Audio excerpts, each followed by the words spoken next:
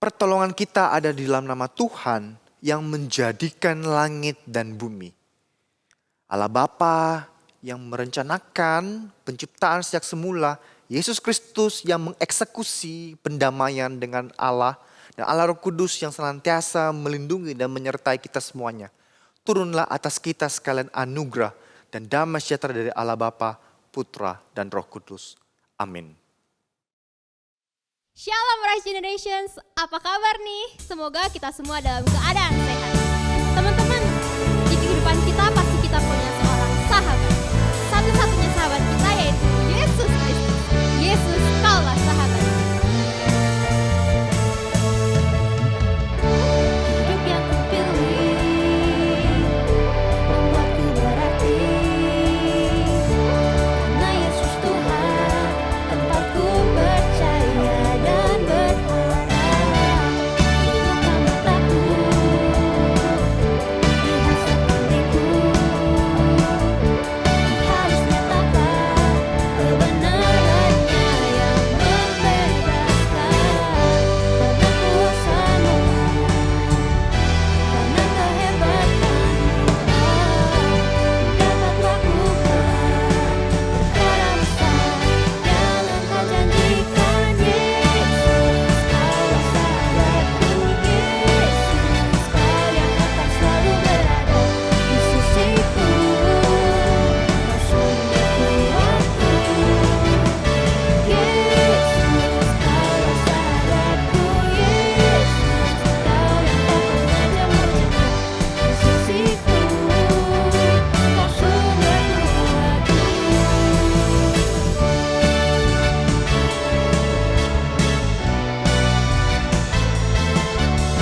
Mari kita nyanyikan lagu ini sekali lagi. Hidup yang kupilih membuatku berarti, karena Yesus Tuhan tempatku percaya dan berharap. Buka mataku, lihat sekelilingku, harus nyatakan kebenarannya yang membebaskan. Karena kuasa-Mu, karena kehebatan-Mu, dapat lakukan perkara besar yang Engkau janjikan. Yesus, Kaulah sahabatku. Yesus, Kau yang akan selalu berada di sisiku. Kau sumber kuatku. Yesus, Kaulah sahabatku. Yesus, Kau yang tak pernah jemu-jemu di sisiku. Kau sumber kuatku. Kau sahabatku, berada di sisiku. Kau sahabatku selama-lamanya. Kau sahabatku, berada di sisiku selama-lamanya.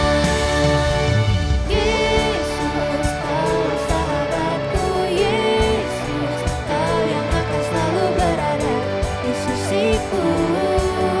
Kau sumber kuatku. Yesus, Kaulah sahabatku. Yesus, Kau yang tak pernah jemu-jemu di sisiku. Kau sumber kuatku. Yesus, Kaulah sahabatku.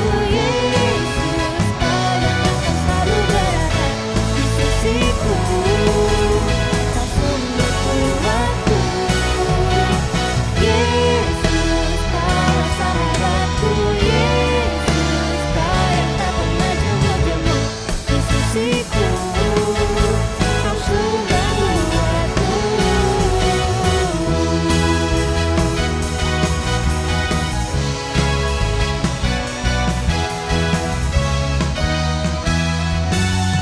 Amin, tepuk tangan semuanya buat Tuhan Yesus kita.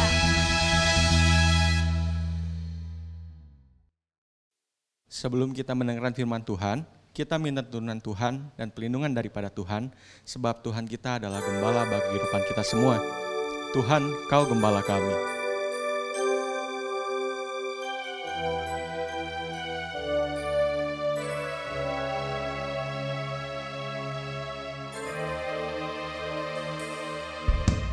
Tuhan kau gembala kami, tuntun kami domba-Mu.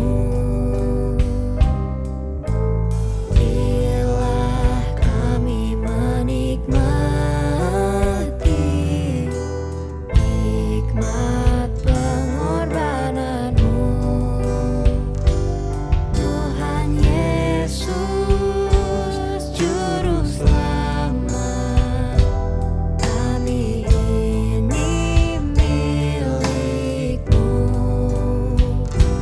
Tuhan Yesus Juru Selamat, kami ini milik-Mu. Sama-sama kita mau nyanyikan lagu ini sekali lagi. Janji-Mu kau terima kami, walau hina bercela. Yang berdosa kau sucikan, kau bebaskan yang lemah. Tuhan Yesus Juru Selamat, kini kami berserah. Tuhan Yesus Juru Selamat, kini kami berserah. Tuhan Yesus Juru Selamat, kini kami berserah. Tuhan Yesus Juru Selamat, kini kami berserah. Kini kami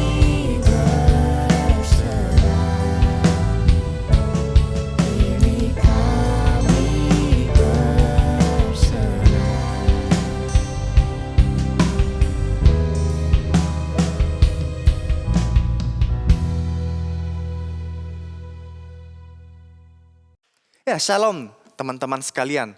Terima kasih buat kesempatan yang diberikan sehingga Koko hari ini bisa menyampaikan firman Tuhan buat kita sekalian. Sebelum kita mendengarkan firman Tuhan, mari kita berdoa terlebih dahulu. Tuhan, terima kasih buat siang hari ini kami boleh bersama-sama. Biarlah Tuhan sendiri yang terus menuntun hidup langkah kami dan Tuhan sendiri yang memampukan kami. Tuhan, ketika sebentar lagi kami akan merenungkan kebenaran firman-Mu, Tuhan bukalah pikiran kami, buka telinga kami dan bukalah hati kami. Sehingga firman ini boleh kami pikirkan dan boleh kami lakukan di dalam kehidupan kami sehari-hari.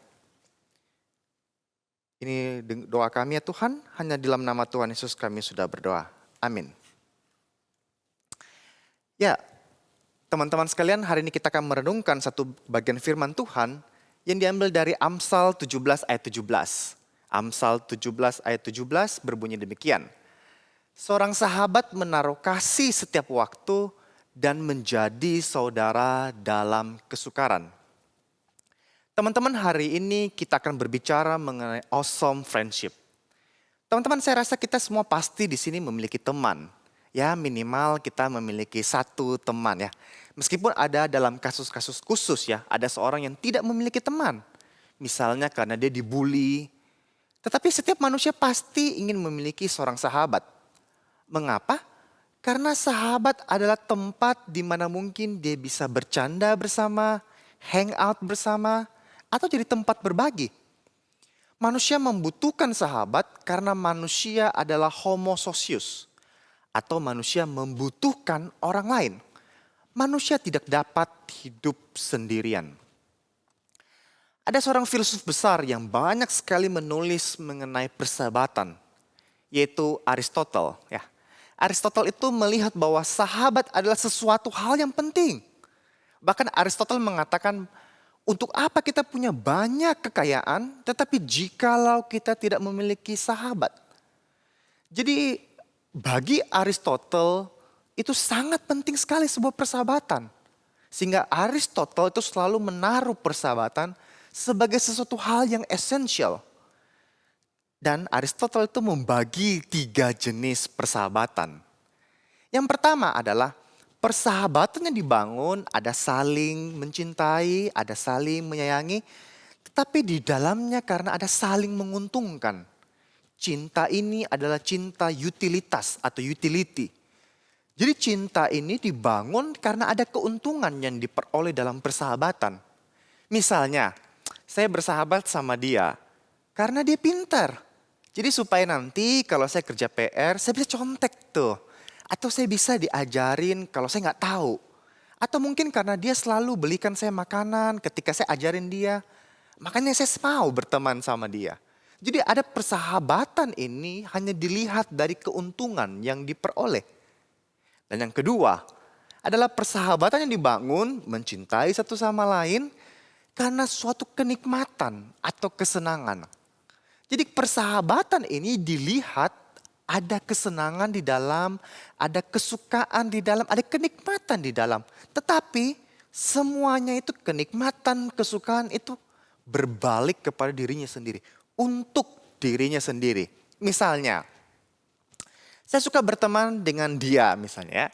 Karena dia ketika diajak, temani dong beli baju atau beli buku. Wah, dia langsung mau. Atau misalnya kalau saya lagi bosan gitu ya, tinggal telepon. Tolong dong temani saya. Wah, dia datang gitu ya. Jadi semuanya yang dilakukan bukan karena mencintai orang tersebut. Jadi persahabatan itu karena ada kenikmatan, ada kesenangan yang berbalik kepada dirinya sendiri. Dan Aristotle melihat ada persahabatan yang ketiga, yaitu adalah persahabatan yang menginginkan yang baik bagi orang lain. Hal ini bukan berarti bahwa kalau baik buat orang lain, jadi mengorbankan diri sendiri untuk orang lain. Saya tidak suka nih pergi, tapi karena demi orang lain saya pergi gitu ya, demi kebaikan orang lain. Bukan demikian ya Aristotle mengatakannya. Tetapi lebih kepada ketika kita mencintai orang lain demi diri mereka sendiri. Jadi bagi Aristotle, setiap pribadi yang mencintai itu dia terlebih dahulu dia mencintai yang terbaik bagi dirinya. Dan ketika dia melakukan itu kepada orang lain, seperti dia membalas itu seperti ketika dia mencintai dirinya sendiri. Jadi Aristotle melihat bahwa persahabatan sejati bukan dilihat dari kedua cinta yang tadi kita sudah bahas ya. Yang pertama untuk keuntungan gitu ya, yang kedua untuk kenikmatan. Tetapi karena bagi Aristotle itu manusia itu selalu berubah ya. Keuntungan yang diperoleh itu selalu berubah, kenikmatan itu selalu berubah, kesenangan itu selalu berubah. Jadi dan manusia itu selalu berubah. Bahkan Aristotle melihat bahwa kebanyakan ya anak muda kita ini ya memiliki persahabatan itu yang jenis pertama dan yang kedua.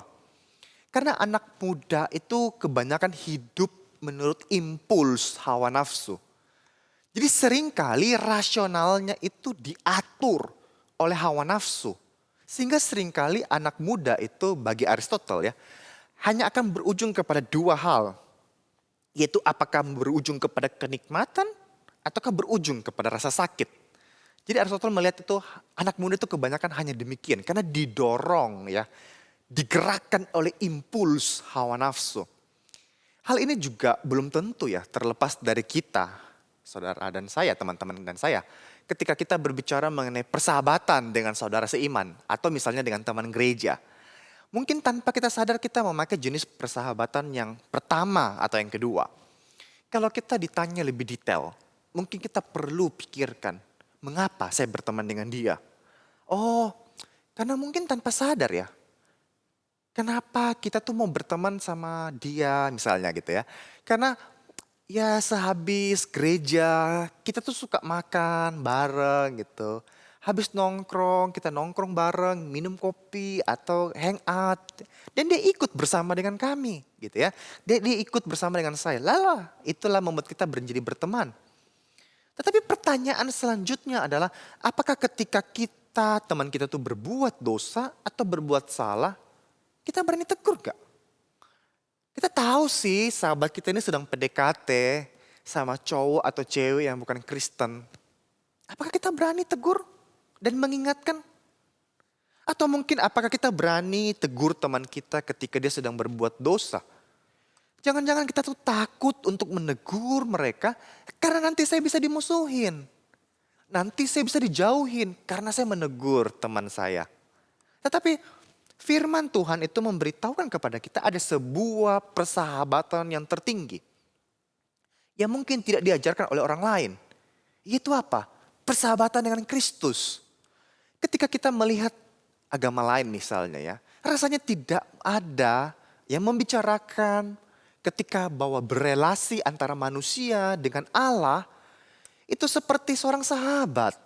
Karena tidak masuk akal bagi manusia untuk bisa bersahabat dengan Tuhan. Karena kita selalu diajarkan bahwa ketika manusia berelasi dengan Allah, itu adalah jenis relasi seperti tuan dan hamba.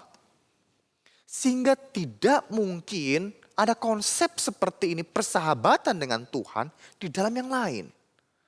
Alkitab mencatat ada 2 orang yang ditulis itu berteman dengan Allah.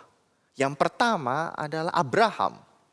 Kalau kita lihat dalam 2 Tawarik pasal 20 ayat 7. Dikatakan bahwa bukankah engkau Allah kami yang menghalau penduduk tanah ini dari depan umatmu Israel. Dan memberikannya kepada keturunan Abraham sahabatmu itu untuk selama-lamanya. Abraham dikatakan bahwa sahabatnya Allah. Dan orang yang kedua adalah Musa. Itu tertulis dalam Keluaran 33 ya, ayat 11. Dan Tuhan berbicara kepada Musa dengan berhadapan muka, face to face. Seperti seseorang berbicara kepada temannya. Jadi Alkitab menuliskan bahwa hanya 2 orang ini yang dianggap sebagai sahabat Tuhan. Pertanyaannya, mengapa mereka disebut sahabat Tuhan? Tuhan Yesus pernah membicarakan hal ini ya. Dan dia memberikan kita sebuah clue bagaimana menjadi sahabat Tuhan. Rasul Yohanes di dalam Yohanes 15 ayat 14 menulis ya, mencatat hal ini. Perkataan Tuhan Yesus. Bahwa kamu adalah sahabatku jikalau kamu berbuat apa yang kuperintahkan kepadamu. Sekali lagi ya, kamu adalah sahabatku jikalau kamu berbuat apa yang kuperintahkan kepadamu. Jadi Tuhan Yesus melihat bahwa untuk menjadi sahabat Tuhan Yesus adalah dengan melakukan apa yang diperintahkan kepada kita. Nah ini, ahli Taurat dan orang Farisi melakukan apa yang diperintahkan. Tetapi mengapa mereka tidak dianggap teman oleh Tuhan Yesus? Malahan Tuhan Yesus itu memiliki julukan ya. Itu friend of sinner atau sahabat orang berdosa. Karena kalau kita melihat di dalam ayat 16 bahwa bukan kamu yang memilih aku, tetapi aku yang memilih kamu. Jadi pertemanan dengan Tuhan Yesus itu bukan karena kita mau. Bukan karena kita pilih, oh saya mau berteman dengan Tuhan Yesus. Lalu kita taat hukumnya. Tidak demikian konsepnya. Tetapi Allah yang memilih kita sehingga kita bisa menjadi sahabat Allah. Nah, tapi ada masalahnya. Masalahnya adalah apakah kita ini sahabat Allah? Rasanya kalau kita melihat di dalam kehidupan kita, sulit sekali ya. Karena dikatakan bahwa jikalau kita melakukan apa yang diperintahkan Tuhan. Berapa banyak dari kita yang benar-benar melakukan perintah Tuhan? Ada begitu banyak keinginan Tuhan yang jikalau dilihat dengan kacamata manusia, secara waktu dunia tidak pernah terjadi. Misalnya, Tuhan itu menyuruh umat percaya itu untuk bertekun di dalam firman. Pertanyaannya berapa banyak di antara teman-teman dan saya itu yang hidup di dalam firman. Saat teduh, merenungkan firman siang dan malam. Tuhan menyuruh kita untuk saling mengasihi. Berapa banyak antara teman-teman dan saya ini yang saling mengasihi? Atau mungkin kita lebih sering bully teman, kita marah sama teman, kita marah sama orang tua, kita berantem. Tuhan menyuruh kita menjaga kesucian hidup. Berapa banyak dari kita yang benar-benar menjaga kekudusan hidup? Rasanya kita sulit sekali. Atau bahkan kita mungkin dianggap tidak pantas untuk menjadi sahabat Kristus. Masa kita ini mau menjadi sahabat Kristus? Modelnya seperti kita ini. Lalu bagaimana teman-teman? Kalau kita lihat sebelumnya ya, mengapa kita disebut sebagai teman? Kenapa kita disebut sebagai sahabat ya oleh Tuhan Yesus? Jadi Aristoteles itu menarik sekali. Karena dia memberikan sebuah pemahaman yang sangat baik. Aristoteles mengatakan bahwa sahabat sejati adalah seseorang yang memberikan rahasia kepada sahabatnya. Dan sahabatnya itu menjaga rahasia. Kristus sudah memberitahu segala rahasia kepada kita. Mengenai bagaimana hubungan dia dengan Allah Bapa. Bagaimana menuju jalan kepada Bapa. Mengenai siapa dirinya. Bahwa apa misinya datang ke dalam dunia ini. Karena inilah kita disebut sebagai sahabat. Kita bukan lagi menjadi seorang hamba. Karena tidak ada Tuhan itu yang memberitahu rahasianya kepada kepada hamba. Tetapi sahabat itu diberikan rahasia ini. So, bagaimana teman-teman? Kita ini bisa menjadi sahabat Kristus yang melakukan apa yang diperintahkan kepada kita. Kalau kita lihat ya teman-teman, sebelum Tuhan Yesus menjelaskan tentang konsep sahabat dalam Yohanes pasal 15, Tuhan Yesus terlebih dahulu memberitahu mengenai konsep pokok anggur yang benar. Jadi kalau dilihat bahwa Tuhan Yesus itu mengatakan kepada kita bahwa tinggallah di dalam Kristus. Abide in Him. Melekatlah kepada pokok anggur yang benar. Kita tidak bisa melakukan apa yang diperintahkan kepada kita. Kita tidak bisa melakukan apa yang diperintahkan Tuhan kepada kita. Dan kita tidak bisa melakukan itu. Jikalau kita tidak melekat kepada Kristus. Karena di luar Kristus kita tidak bisa apa-apa. Justru karena kita tidak bisa apa-apa, kita tidak bisa menyelamatkan diri kita sendiri, maka Tuhan Yesus itu datang ke dalam dunia untuk menebus kita manusia yang berdosa. Itu sebabnya Paulus mengatakan di dalam 1 Korintus pasal 13, bahwa sekalipun aku membagikan segala sesuatu yang ada padaku, bahkan menyerahkan tubuhku untuk dibakar. Tetapi jika aku tidak mempunyai kasih, sedikit pun tidak ada faedahnya bagiku. Artinya bahwa mungkin ada yang memberikan nyawanya untuk dibakar. Tetapi jikalau apa yang dilakukan bukan dengan kasih, maka itu semuanya sia-sia. Siapakah kasih itu? Ya kasih itu adalah Kristus itu sendiri. Tapi untuk bisa melekat kepada Kristus, kita perlu anugerah. Anugerah yaitu apa? Yaitu iman. Iman ini adalah dasar dari segala sesuatu yang kita harapkan dan bukti dari segala sesuatu yang tidak kita lihat. Ibrani pasal 11. Jadi Tuhan memberikan anugerah kepada kita agar kita menggunakan anugerah itu untuk melekat, untuk abide, untuk melekat kepada pokok anggur yang benar. Kebenaran yang Kristus telah kerjakan dan dia memberitahu kepada kita sebuah rahasia yang dimiliki. Agar kita melalui Kristus memperoleh pendamaian bersama dengan Allah. Bersama dengan Allah Tritunggal. Apakah kita menggunakan anugerah yang Tuhan berikan itu kepada kita atau tidak? Jadi kalau kita melihat ya teman-teman di dalam konsep Aristotle, Tuhan menunjukkan bagaimana seorang sahabat yang tidak mementingkan dirinya sendiri. Melainkan dia menginginkan yang baik bagi kita. Itu sebabnya di dalam konsep Aristotle, persahabatan yang sejati adanya ekualitas. Atau adanya sebuah tuntutan untuk menjadi sama. Kristus menuntut kita untuk menjadi sama dengan Dia yang taat kepada perintah Bapa untuk menjalankan kehendak Bapa. Oleh karena itu kita dituntut untuk berusaha menjadi serupa dengan Kristus.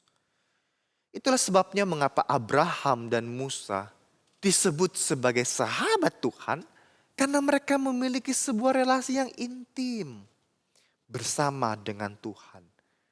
Relasi yang intim ini menuntun mereka untuk melakukan apa yang dikehendaki. Yaitu apa? Apa yang dikehendaki Tuhan? Yaitu mengasihi Tuhan dan mengasihi sesama.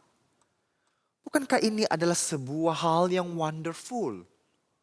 Kita dipanggil untuk bersahabat dengan Allah yang Maha Kuasa, yang berdaulat. Dan sekarang kita dipanggil untuk menjalankan apa yang diperintahkan kepada kita. Apa yang menjadi perintah Tuhan? Yang mengasihi Tuhan dan mengasihi sesama. Dan biarlah kebenaran firman Tuhan pada siang hari ini bukan kita cuma tahu, kita paham, tetapi kita melakukan di dalam kehidupan kita masing-masing. Mari kita berdoa.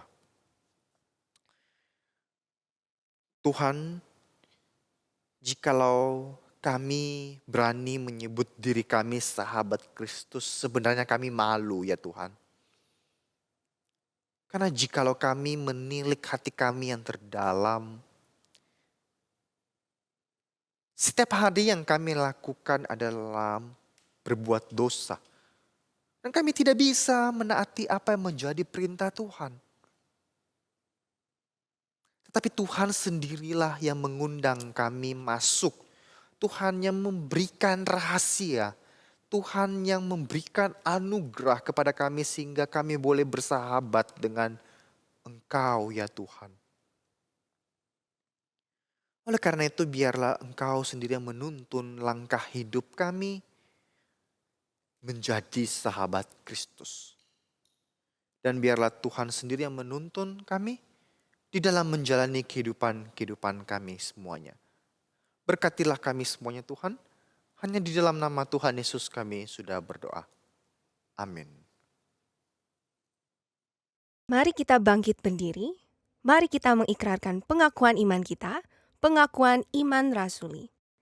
Aku percaya kepada Allah, Bapa yang Maha Kuasa, Khalik langit dan bumi, dan kepada Yesus Kristus anaknya yang tunggal Tuhan kita, yang dikandung daripada Roh Kudus, lahir dari anak darah Maria, yang menderita sengsara di bawah pemerintahan Pontius Pilatus, disalibkan, mati dan dikuburkan, turun ke dalam kerajaan maut, pada hari yang ketiga bangkit pula dari antara orang mati, naik ke surga, duduk di sebelah kanan Allah, Bapa yang Maha Kuasa, dan dari sana ia akan datang untuk menghakimi orang yang hidup dan yang mati. Aku percaya kepada Roh Kudus, gereja yang kudus dan am, persekutuan orang kudus, pengampunan dosa, kebangkitan orang mati, dan hidup yang kekal. Amin. Silahkan duduk. Mari kita memberikan yang terbaik melalui persembahan kita minggu ini. Teman-teman bisa memberikan persembahan melalui QR Code yang tertera pada layar teman-teman.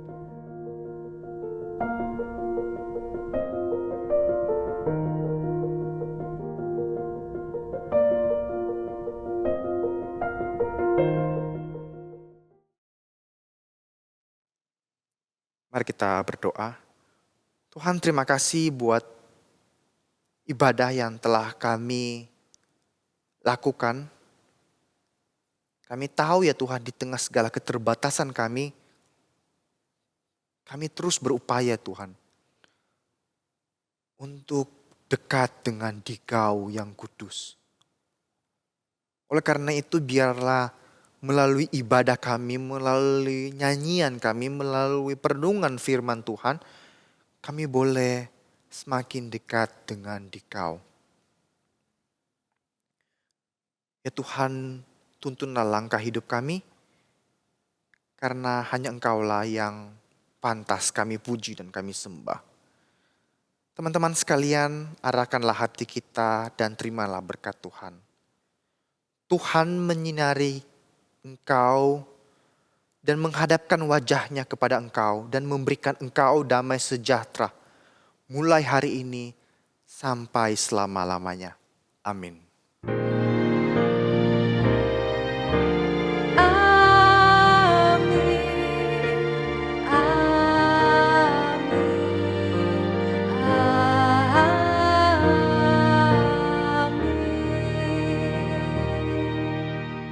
Ibadah selesai, teman-teman dipersilahkan untuk saat teduh. Tuhan Yesus memberkati.